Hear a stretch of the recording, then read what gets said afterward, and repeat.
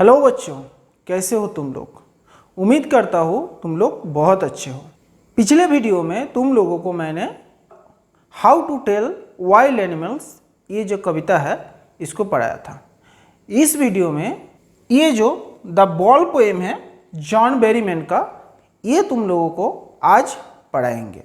तो पढ़ाने के पहले तुम लोगों को एक बात पूछना चाहता हूँ। क्या है? बॉल नाम से तुम लोगों को क्या क्या समझ में आता है? शायद ज़्यादातर बच्चे सोचोगे बॉल मतलब सर खेलने का जो बॉल होता है, चाहे फुटबॉल हो, क्रिकेट बॉल हो, गोल्फ बॉल हो, ऐसा ही कुछ बॉल है।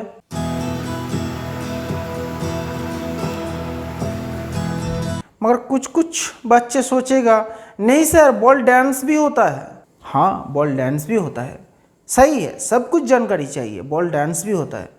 तुम लोग बॉल डांस मूवी में शायद देखे हो और नहीं भी देख सकते हो। सीखना चाहते हो तो यूट्यूब से सीख भी सकते हो, मगर बॉल डांस के लिए एक पार्टनर जरूरी है।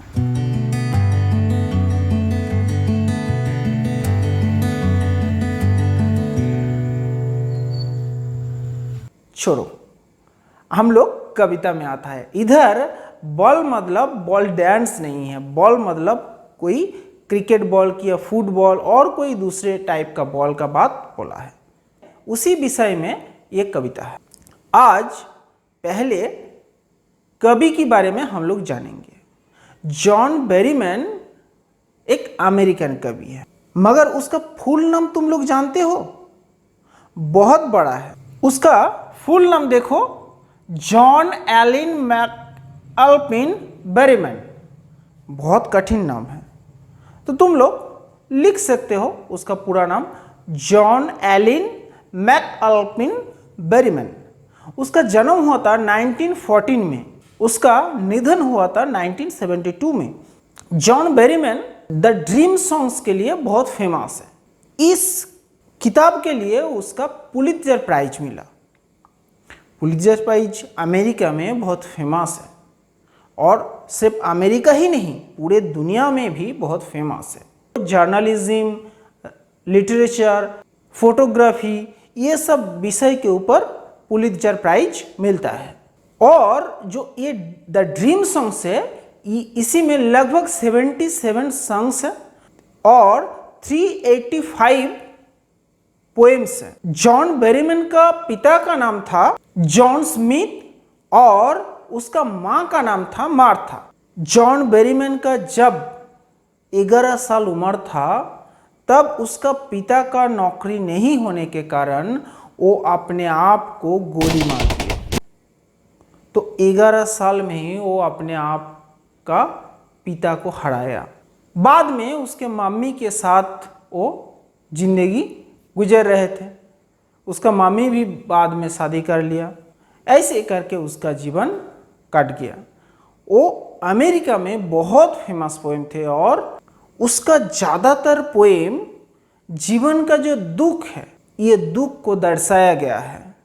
और ज़्यादातर उसका जो पोएम्स है, उस कविता को कॉन्फेशन पोएम्स भी बोला जा सकता है। चलो अभी कविता में चलते हैं। तो पहले ही मैंने बोला द बॉल पोएम एक बॉल को लेकर ये कविता है। ये कविता तुम लोगों को एक शिक्षा देता है। कौन सी शिक्षा? जिम्मेदारी का शिक्षा। ये कविता का मूल विषय वस्तु है एक बालक जो एक बॉल लेकर खेल रहा था। उसका हाथ से वो बॉल गिर गया और वो बॉल पानी में गिर गया। मगर वो बच्चा छोटा है, उसको शायद तैरना नहीं आता है। उसका मन भी खराब हो गया। उसको पता था उसको दूसरे बॉल मिल सकता है, वो दूसरा बॉल खरीद सकता है, शायद उसके पास भी दूसरा बॉल है। मगर जो बॉल खो गया उसके साथ जो प्यार है, लगाव है, जो मेमोरीज है, वो नहीं मिल सकता है। इसके कारण से उसका मन दुख से भर गया। जब उसका मन दुख से भर गया, तब उसको खुद का जिम्मेदारी का पता चला। दुनिया में जो मेटीरियलिस्टिक चीज़ है उसको खरीदा जा सकता है, मगर हर चीज़ को पैसों से नहीं खरीदा जा सकता। जैसे प्यार, लगाव, सुख, ये नहीं खरीदा सकता है। तुम पैसों से घर खरीद सकते हो, कार खरीद सकते हो, जायगा खरीद सकते हो, बिल्डिंग खरीद सकते हो, मगर सुख नहीं खरीद सकते हो। किताब खरीद सकते हो मगर ज्ञान नहीं खरीद सकते हो। तो उसका ये जिम्मेदारी हुआ जो हम लोगों के पास जो रहता है, जिस चीज़ के ऊपर हम लोगों का अधिकार है, जैसे हमारा घर, हमारा रिश्ता, हमारा सामान, ये कोई ना कई दिन खो जा सकता है, मगर हम लोगों को आगे बढ़ना है और इस दुख के आगे खड़ा होना है। हम लोग इसके ऊपर जीत नहीं पाएंगे, इसको हरा नहीं पाएंगे, तो हम लोग भी उस चीज़ों के तरफ खो जा सकते हैं और हम लोग कभी नहीं सफल हो सकते हैं। यही है ये कविता का मूल उद्देश्य। इसीलिए 2 बार 2 लाइन में स्टैंड अप ये फ्रेज यूज हुआ। स्टैंड अप का मतलब क्या है? खड़ा होना। मगर इस कविता में किस चीज़ों के लिए खड़ा होने को बोला? दुख के विरुद्ध में, कष्ट के विरुद्ध में, जो हमारे ऊपर जो समस्याएं आएगा, मतलब तुम लोगों के ऊपर भी जो समस्या आएगा, इसके विरुद्ध में खड़ा होने में। क्योंकि जब खड़ा नहीं होंगे, तुम विरोध नहीं करोगी, तब तुमको इस समस्या का समाधान कभी नहीं मिलेगा। यही इस कविता में एक सीख है। जैसे कुछ चीज़ खो जाए, हम उसी की दुख में पूरा जिंदगी बिता दे, तो हमारी जिंदगी आगे कैसे बढ़ेगा? हमारा समस्या तो और भी बढ़ जाएगा। तो चलो इधर यही ख़त्म करते हैं। तुम लोग अभी टेक्स्ट में चलो। टेक्स्ट में हम इस कविता का एनोटेशन एंड एक्सप्लेनेशन कर देंगे।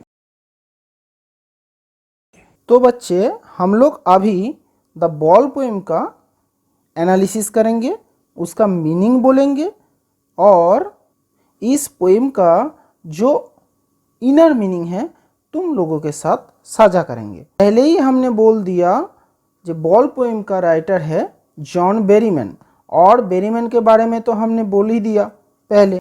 इस पोएम एक डिडैक्टिक पोएम है, मतलब इस पोएम में राइटर ने कुछ उपदेश दिया है और वो उपदेश तुम लोग जरूर मानोगी।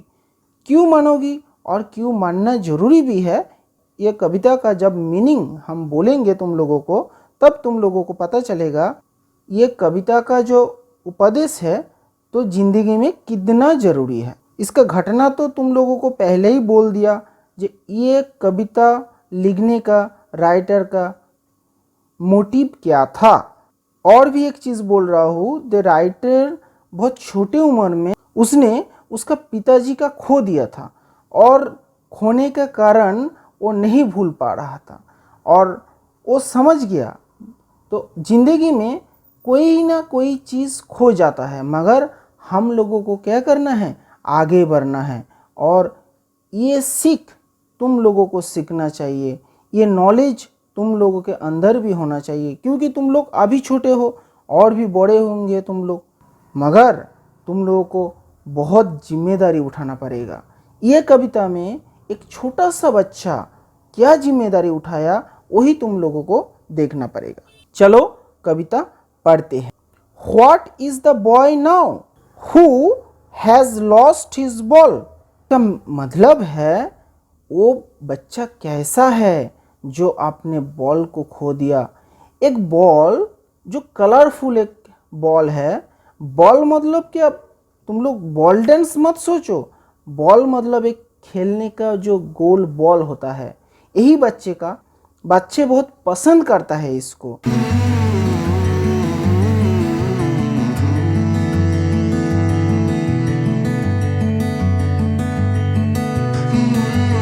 तो उस बच्चे का क्या हुआ जो आपने खेलने का बॉल खो दिया।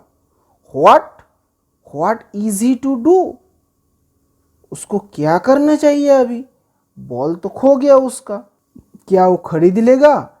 जो बॉल खो गया उसको ढूंढेगा? क्या करेगा वो? I saw it go.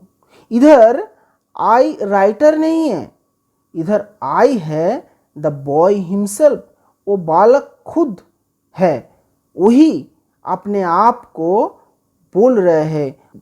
वो खुद इसको देखा जब जा रहा था। किसको देखा? बॉल को देखा। मेरीली बाउंसिंग, वो बॉल क्या कर रहा था? बाउंस कर रहा था, मतलब जंप कर रहा था अप एंड डाउन। और merrily means cheerfully. Ball basically किसका होता है? रबर का होता है। तो रबर का बॉल तुम लोग देखे हो, जब ड्रॉप करोगी रबर का बॉल तो वो क्या करता है? रबर का बॉल तब बाउंस करता है। देखो द बाउंसिंग वर्ड इधर है। बाउंस मतलब जंप करता है एक बार ड्रॉप देने के बाद। कहाँ गया? डाउन द स्ट्रीट, मतलब रास्ता का जो निचली भाग है उसी तरफ गया। एंड देन मैरीली ओवर, उसके बाद गिर गया। कहाँ पे गिर गया? एक हाइफन है देखो, मतलब राइटर यह रुक गया। हाइफन तुम लोग देख पा रहे हो, देखो इधर एक हाइफन है, हाइफन है मतलब राइटर थोड़ा रुक गया। और क्या बोला? There it is in the water. और देखो नोट ऑफ एक्सक्लेमेशन है। कहाँ पे गिरा? पानी पे गिर गया। शायद वो बालक तैरना नहीं जानते हैं, और ये भी हो सकता है वो पानी बहुत गहरा है, इसलिए क्या हुआ, वो पानी में कूद नहीं सकते और पानी में जाकर वो बॉल लेके नहीं आ सकते। नो यूज टू से oh there are other balls, ये बोलने का कुछ फायदा ही नहीं है जे और भी दूसरे बॉल है खेलने के लिए। An ultimate shaking grip fixes the boy, बहुत डराने वाला दुख उस बालक को पकड़ लिया। मतलब उसका प्यारा चीज, जिस बॉल को लेकर वो पूरे दिन घूमते थे, एक्चुअली उस बॉल उसका दोस्त जैसा था। उस दोस्त उससे खो गया, उसका प्यारा दोस्त जिससे उसका बहुत लगाव था वो खो गया। एज ही स्टैंड्स रिजिड, जब वो सख्त होकर खड़ा हुआ था, trembling steering down all his young days into the harbor where his ball went। जब वो सख्त होकर खड़ा हुआ था तब वो कांप रहा था। ट्रेमलिंग मीन्स वो कांप रहा था। सेकिंग स्टेयरिंग डाउन, वो दिख रहा था उसका जो कम उम्र का समय से वो बल उसके पास था, मगर वो कहाँ गया? हार्बर में जाकर गिर गया। हार्बर मतलब पोर्ट, जिसको तुम लोग बंदर बोलते हो। पोर्ट में क्या होता है? बड़ी बड़ी जहाज आता है, और पोर्ट बहुत गहरा भी होता है, और डॉक भी बोल सकते हो। तो वहीं पे जाके उसका बॉल गिरा है। I would not intrude on him, हम उसको माना नहीं कर सकते। इंट्रूड मीन्स इन्वेड, हम उसको माना नहीं कर सकते, और उधर जाकर वो बॉल भी नहीं ले आ सकते। ए डाइम अनदर बॉल, ए डाइम मतलब 10 सेंट, ये यूएस का एक करेंसी है, जैसे डॉलर यूएस का करेंसी है उससे कम है। ए डाइम मतलब 10 सेंट्स, इसको बोलते हैं ए डाइम। अनदर बॉल, 10 सेंट में और एक दूसरा बॉल हो जाएगा। इज वर्थलेस, उसका कोई मूल्य ही नहीं है। 10 सेंट में एक दूसरा बॉल हो जाएगा, मगर उसका जो पुराना बॉल के साथ उसका प्यार था, वो प्यार क्या वापस आएगा? शायद नहीं आएगा। नई बॉल मतलब और दूसरे कलर का होगा, और उसके साथ जो उसका खेलने का मेमोरीज जुड़ा हुआ था, वो मेमोरीज क्या नया बॉल से वापस आएगा? नहीं आएगा। बात में जो लाइन्स इस कविता में है, ये लाइन बहुत इंपॉर्टेंट है। इस लाइन को तुम लोग को दिखा रहा हूँ, नाव से लेकर एकदम लास्ट तक ये जो लाइन है बहुत इंपॉर्टेंट है, क्योंकि इस लाइनों से राइटर ने तुम लोगों के लिए बहुत अच्छा सा एडवाइस दिया है, जो तुम लोगों को जीवन में वो एडवाइस बहुत ज़रूरी है। देखो क्या है, now he senses fast responsibility. Senses मतलब अंडरस्टैंड्स। तब वो बच्चा समझ गया उसका पहला जिम्मेदारी क्या है। पहला जिम्मेदारी बाद में राइटर समझा रहा है हम लोगों को। In a world of positions people will take balls. इधर बॉल क्या है, एक मेटीरियलिस्टिक चीज है, मतलब जिसको पैसा देकर मिल जाता है। दुनिया में बहुत सी चीज है जिसको पैसा देकर मिलता है, मगर बहुत सी चीज ऐसा भी है जिसको पैसा देकर नहीं मिलता है। मगर इस लाइन का मीनिंग क्या है, इस दखल की दुनिया में, पॉसेशंस मतलब दखल की दुनिया में, मतलब ओनरशिप। हम लोग बोलते नहीं है ये हमारा घर है, हमारा बॉल है, हमारा बैट है, हमारा किताब है, बोलते तो है हम लोग, हमारा पैसा है। पीपल विल टेक बॉल्स, हर लोगों का बॉल तो रहेगा ही खेलने के लिए। Balls will be lost always, मतलब ये बॉल रहेगा भी, ये खो जाएगा भी, मतलब जितना भी इम्पोर्टेंट चीज़ है वो खो जाएगा ही जाएगा, नहीं तो नष्ट हो जाएगा। यही है जिंदगी। लिटिल बॉय, वो छोटे बच्चे समझ गया। तो इधर बॉल क्या है, बॉल एक मेटीरियलिस्टिक थिंग है। जैसे हम लोगों का घर है, संपत्ति है, जो भी है, ये एक दिन न एक दिन नष्ट हो जाएगा। नो वन बाइज ए बॉल बैक, और दूसरे कोई व्यक्ति सेम बॉल नहीं खरीद सकता है। शायद सेम कलर का खरीद सकता है, शायद सेम प्राइस का खरीद सकता है, शायद सेम साइज का खरीद सकता है, मगर उस पुराने बॉल से जो प्यार था, जो लगाव था, वो नहीं खरीद सकता है। मनी इज एक्सटर्नल, बहुत इंपॉर्टेंट लाइन है। मनी इज एक्सटर्नल, तुम लोग अंडरलाइन करके रखो। एक्सटर्नल मतलब क्या है, आउटसाइडर। वही तुम लोगों को मैंने पहले बोला, क्या पैसे देकर सब नहीं खरीदा जाता, पैसे देकर प्यार का नहीं खरीदा जाता, पैसा देकर लगाव का नहीं खरीदा जाता, पैसा देकर रिश्ता को नहीं खरीदा जाता है।